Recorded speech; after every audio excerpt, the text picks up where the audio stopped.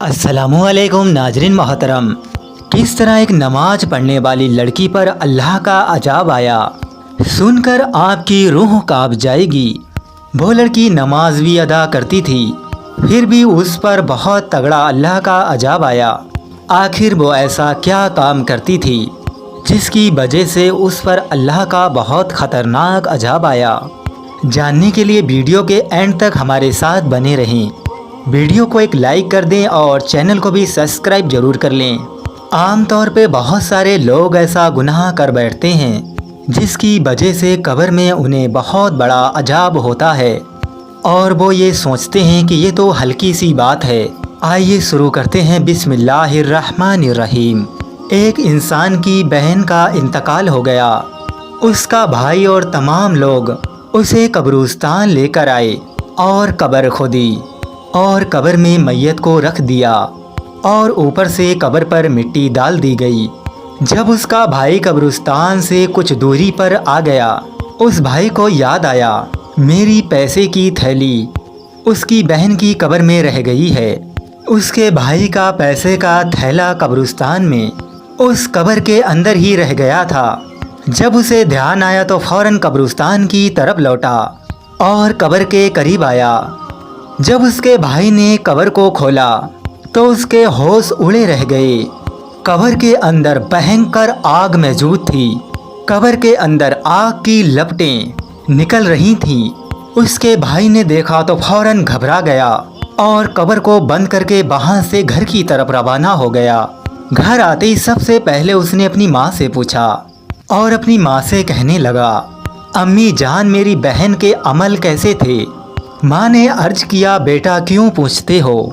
भाई ने जवाब दिया, माँ मैंने उसकी कब्र में आग के शोले भड़कते हुए देखे हैं। ये सुनकर माँ बहुत तेज से रोने लगती है और रोते रोते माँ ने कहा, अफसोस है तेरी बहन नमाज के अंदर सुस्ती करती थी और नमाज का टाइम गुजार कर नमाज अदा करती थी। नमाज को कज़ा कर कर फिर नमाज पढ़ा करती थी। अल्लाहु अकबर। नमाज में बहुत ज़्यादा सुस्ती करना और नमाज का वक्त गुजार कर पढ़ना हमारे लिए कब्र में अजाब हो सकता है। अल्लाह ताला हम सब को कब्र के अजाब से महफूज रखे। और एक मर्तबा का जिक्र है, हजरत सैयदना हसन बसरी रहमतुल्लाहि ताला अलैह, उनके हाथ पर एक कफन चोर ने तौबा की जिसने सैकड़ों कफन चोरी किए थे।